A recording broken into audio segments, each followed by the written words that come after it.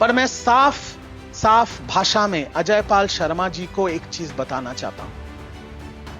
आपके ऊपर हमारी नजर है।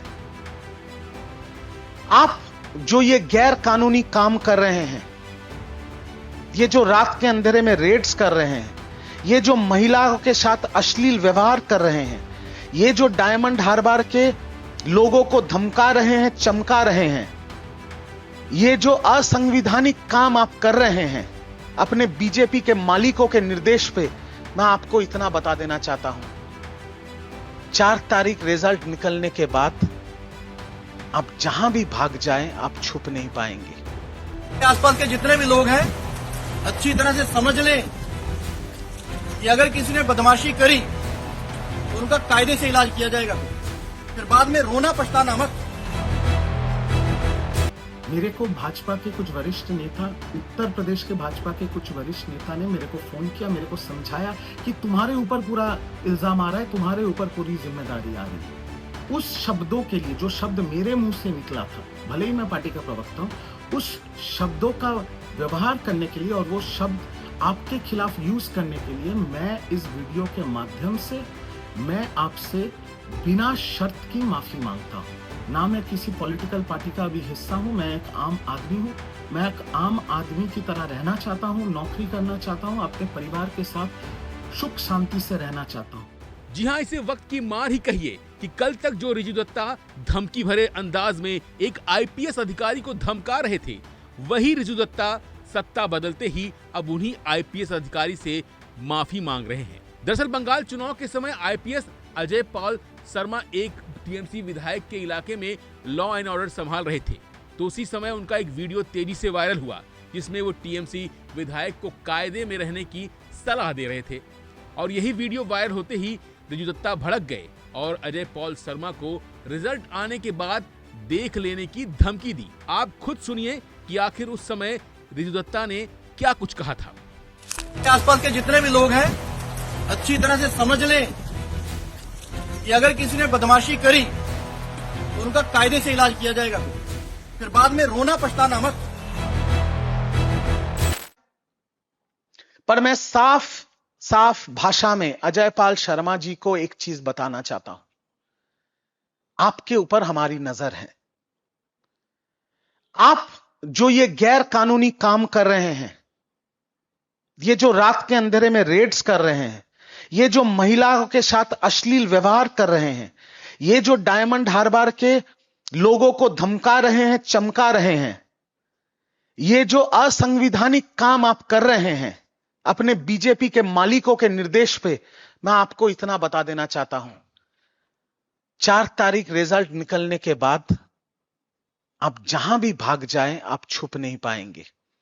आपको ऐसा लगता होगा कि हम एक दूसरे राज्य से आए हैं, वहां पर हम चले जाएंगे और मेरा बीजेपी का मालिक मुझे बचा लेगा।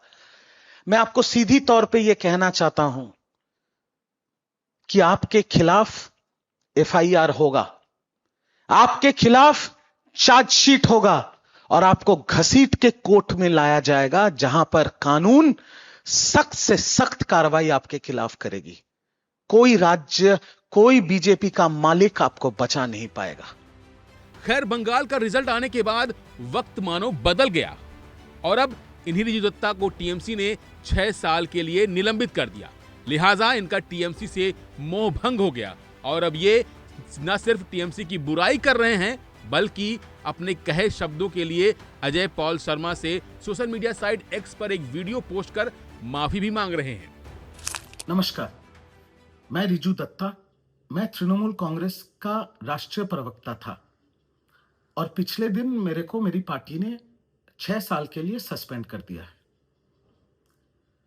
एक मुद्दा खत्म होने का नाम ही नहीं ले रही है और वो मुद्दा यह है कि मैंने आईपीएस अजय पाल शर्मा जी को कुछ बातें कही थी, पर मैं सीधी एक चीज कहना चाहता हूं इस वीडियो में कि जो बातें मैंने कही थी वो तृणमूल कांग्रेस की पार्टी लाइन थी, जो मेरे पहले सांसद श्री अभिषेक बैनर्जी और सांसद श्री राजीव कुमार जी ने भी कहा था। मैं तृणमूल कांग्रेस के हेडक्वार्टर तृणमूल भवन में बैठ के तृणमूल कांग्रेस के प्रवक्ता के तौर पे तृणमूल कांग्रेस की जो पार्टी लाइन थी वो मैंने कही थी, और वो जो वीडियो है जो अभी काट काट के पूरा देश में वायरल हो चुका है, वो वीडियो भी तृणमूल कांग्रेस के ऑफिशियल ट्विटर और फेसबुक हैंडल से छोड़ा गया था।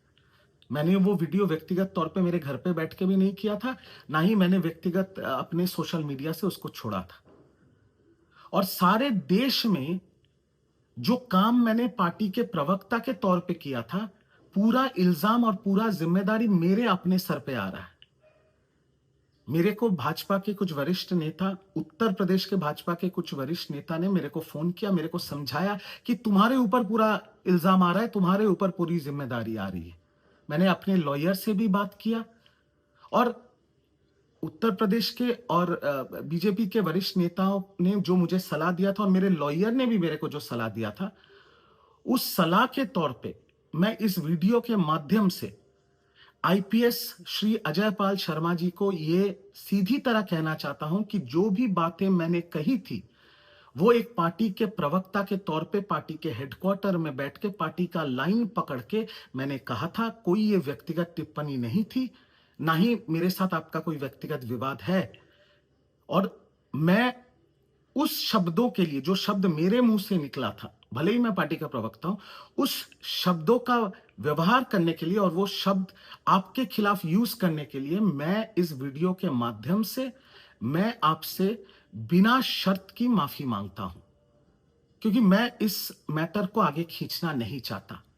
मैं आपसे बिना शर्त की माफी मांगता हूं, और मैं ये विश्वास रखता हूं कि आईपीएस श्री अजय पाल शर्मा से शुरू करके पूरे देश में मेरे उस बात को लेके लोगों में जो गुस्सा है, आज के बाद शायद वो गुस्सा खत्म हो जाएगा और ये मुद्दा हमेशा के लिए खत्म हो जाएगा। मैं सिर्फ चाहता हूं कि आज मेरे को तृणमूल कांग्रेस ने निकाल दिया है, ना मैं किसी पॉलिटिकल पार्टी का अभी हिस्सा हूं, मैं एक आम आदमी हूं। मैं एक आम आदमी की तरह रहना चाहता हूं, नौकरी करना चाहता हूं, अपने परिवार के साथ सुख शांति से रहना चाहता हूं। लेकिन बात यहीं खत्म नहीं होती है। सरकार बदलते ही रिजू दत्ता का सीएम शुभेंदु अधिकारी के लिए नजरिया भी बदल गया है, और अब वो उनकी भर भर कर तारीफ कर रहे हैं। अगर आपको यकीन ना आए तो आप खुद सुन लीजिए।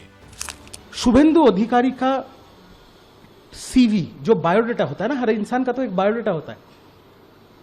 तृणमूल में रहने के time multiple time member of parliament, multiple time cabinet minister, central cabinet minister, नेता पक्ष प्रतिपक्ष होने के बाद ममता बनर्जी को, मुख्यमंत्री को नंदीग्राम से हराया, और इस बार नंदीग्राम से भी हराया, भवानीपुर से भी हराया। तो उनका सीवी जो है ना, वो और किसी का नहीं है। और जिस राज्य में 3-3 बार की मुख्यमंत्री ममता बनर्जी है, उनके बाद अगर इस राज्य में किसी का उस चेयर पे बैठने का हुनर या अधिकार है तो वो शुभेंदु अधिकारी है, और कोई नहीं है। कोई उनके आसपास भी नहीं है। जब वो टीएमसी में थे तब वो रेड रोड पे पीडब्ल्यू टेंट में बैठते थे। तब तो मैं प्रवक्ता भी नहीं था, एकदम रोड साइड कैडर था। मैं जमीन से उठा हूं आज यहाँ पर। मैं फ्लैग लगाता था। तब मैं जब उनके पास जाता था ना, वो इतने मोटे मोटे फिश फ्राई खिलाते थे मुझे, इतने मोटे मोटे। उसके बाद मैंने उनको अटैक किया, नंदीग्राम में खड़ा होकर उनको अटैक किया, क्योंकि मेरे को लॉलीपॉप दिखाया गया था टिकट का, और मेरे को बोला गया था कि करो, व्यक्तिगत आक्रमण करो। फिर भी मैंने नहीं किया है, बट जितना किया है प्रवक्ता के तौर पे किया है। इसलिए मैंने अपने वीडियो से भी उनको बोला कि वोट के दौरान, प्रचार के दौरान अगर आपको मैंने व्यक्तिगत कटाक्ष किया है, तब मैं इस चीज को लेकर माफी मांगता हूं, और इसमें तो कोई गलत बात नहीं है। और मैं ये भी बोलूंगा, शुभेंदु अधिकारी मुख्यमंत्री बन के 2 दिन हुआ है, सिर्फ 2 दिन, बट इस 2 दिन के अंदर उन्होंने कम से कम 5000 तृणमूल कांग्रेस कर्मी का जान बचाया। उन्होंने, पूछिए कैसे? मुख्यमंत्री शपथ लेने से पहले 6 तारीख को उनके पीए को गोली मार दी गई, एकदम सिनेमा स्टाइल में। जैसे हम लोग वेब सीरीज नहीं देखते मिर्जापुर वगैरह, सिनेमा स्टाइल में उनके पीए को गोली मार दी गई। अगर उस दिन हॉस्पिटल से निकल के शुभेंदु अधिकारी बोलता कि अभी बदला होगा बंगाल में, उस रात को 5000 तृणमूल कर्मी का खून हो जाता बंगाल में। शुभेंदु अधिकारी निकल के बोला, कोई कानून अपने हाथ में ले लेगा, हम इस मैटर को देख रहे हैं, आप लोग शांति बना के रखिए। तो शुभेंदु अधिकारी मुख्यमंत्री बन के बंगाल के लिए कुछ किया है या नहीं किया है? कम से कम 5000 तृणमूल कांग्रेस कर्मी का जान बचा लिया, और उसके लिए मैं उनको सैल्यूट करता हूं।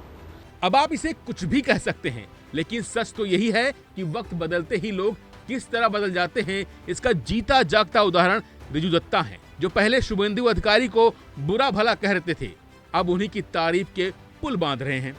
फिलहाल के लिए बस इतना ही। बाकी अपडेट के लिए बने रहिए वन इंडिया हिंदी के साथ। साथ ही इस खबर पर आपकी क्या राय है, कमेंट में हमें जरूर बताइएगा। Subscribe to One India and never miss an update. Download the One India app now.